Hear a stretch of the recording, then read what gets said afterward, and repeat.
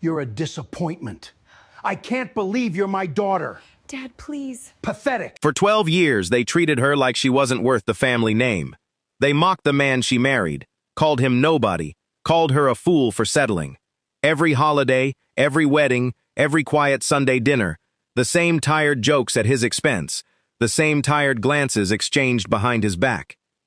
They had no idea that one phone call from her husband could make grown men disappear. They had no idea that the woman they pitied, the woman they whispered about in the kitchen when they thought she couldn't hear, was sitting on a secret so heavy it could bring their entire world crashing down around them. For 12 years, Claire Bennett said absolutely nothing.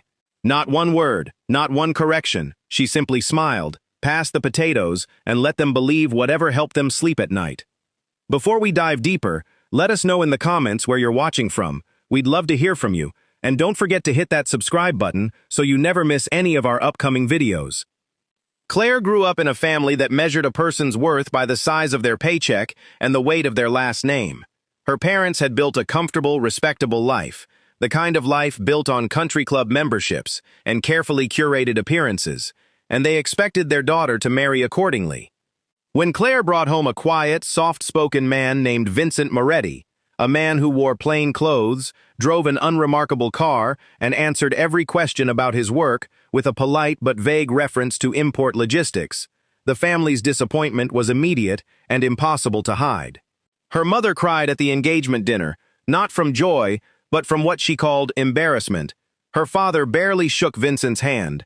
Her brothers made jokes about warehouse workers and shipping crates for years afterward, never once bothering to ask a single real question about the man their sister had chosen to spend her life with. Vincent never defended himself. He absorbed every slight with the same calm, unreadable expression, the same quiet patience that Claire had fallen in love with the very first time they met. He opened doors, he remembered birthdays, he showed up early and left late, and he never once raised his voice. Not even when her brother made a particularly cruel comment at a Thanksgiving dinner about men who marry above their station and never quite catch up.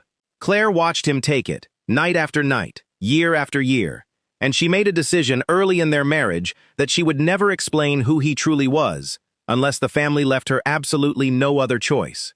She loved her family, even as they underestimated her, and she loved Vincent even more, and for over a decade, that love meant carrying a secret alone.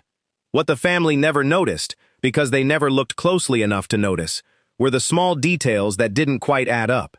The way certain men nodded respectfully when Vincent walked into a restaurant, reservations appearing instantly no matter how full the dining room seemed. The way a black sedan idled outside their modest home some evenings, a driver waiting patiently without ever being summoned twice. The way Vincent's phone rang at odd hours, and he would step outside, speak in low, clipped sentences, and return to the table as though nothing had happened at all. Claire's youngest brother